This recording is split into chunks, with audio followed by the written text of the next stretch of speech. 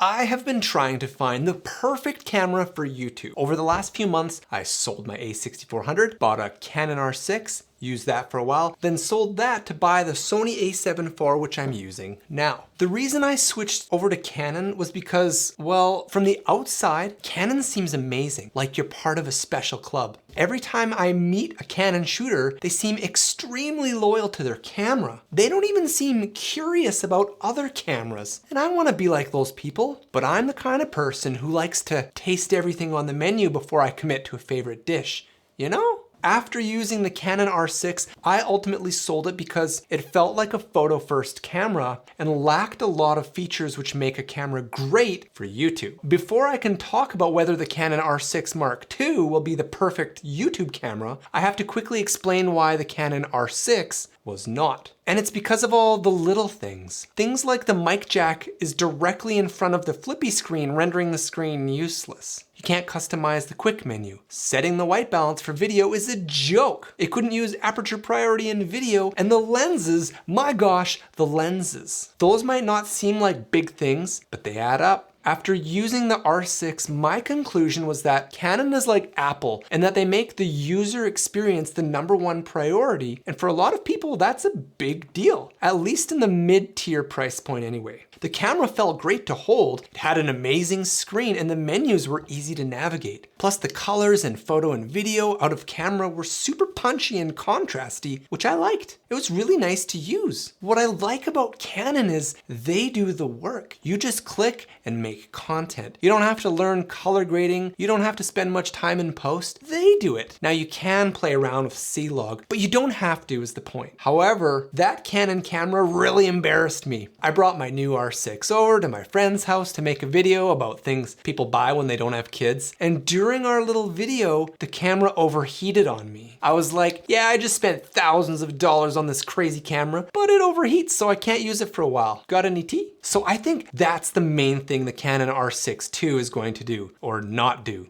Overheat. It's not going to embarrass its owners like the R6. It has a bigger sensor, which is nice, and they might fix all of those little things I mentioned earlier, but is it too late? We needed those things when the R6 came out, not now. It's like you meet someone you love, and they're like, if you were in shape, I'd totally marry you. So you take 2 years to get in shape, then you come back, and you're like, hey, I'm in shape now, want to get married? And they're like, who are you again? Oh, sorry, I already got married. I'm sure a lot of people will still be interested in the Canon R6 Mark II. It's gonna be a sick camera. But here's the thing, those of us who would have bought this camera a year ago bought a Sony a7 IV, and it does all those little things I mentioned the R6 doesn't. And it has a nice variety of third-party lenses. That's massive. I've been learning a lot about lenses recently. It's kind of blowing my mind, and I can't wait to talk about it in future videos. RF glass, for example, it does some really cool stuff. Like the flange distance, the distance between the lens mount and the camera sensor, has been reduced by more than half to just 20 millimeters. With larger elements now being placed closer to the sensor, there's less bending of light rays as they pass through the lens. This provides better image quality, sharpness, especially near the edges of the frame. The RF lenses also have 12 pins instead of 8 like the EF lenses have. This allows for faster data transfer, quicker autofocus, enhanced image stabilization, and the general optimizations of image quality. I love all of that. Who wouldn't?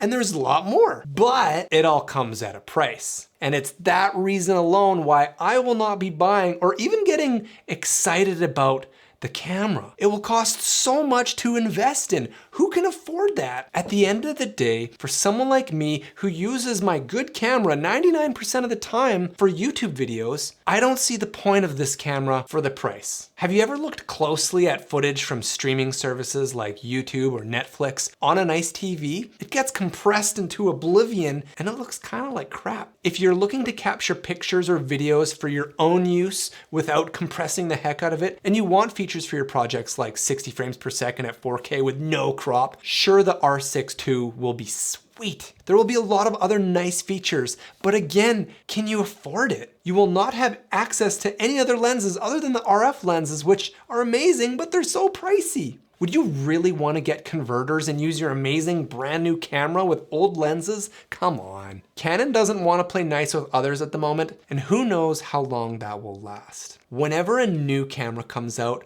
it somehow always makes the camera we currently have at the moment feel like yesterday's tech. And as someone who's trying to grow my YouTube channel, I'm always looking for gear that will help improve the quality of my channel. I'm looking for a camera that makes me look professional, even though my skills might not be quite there yet. I want something that looks great right away, but has a lot of room for me to improve my skills with. And while I do think the Canon R6 Mark II could very well be that camera, I don't think I can afford to try. They are too late to the party and their lenses are too expensive. For the doctors and lawyers out there who can afford it, I think it'll be an amazing camera. But for the rest of us, I still think Sony reigns supreme when it comes to being the best cameras for YouTube for the money. Be sure to watch this video next to see exactly why I think you should buy a Sony instead. If you've seen that, perhaps check this one out. Don't forget to like and subscribe to my dad's videos.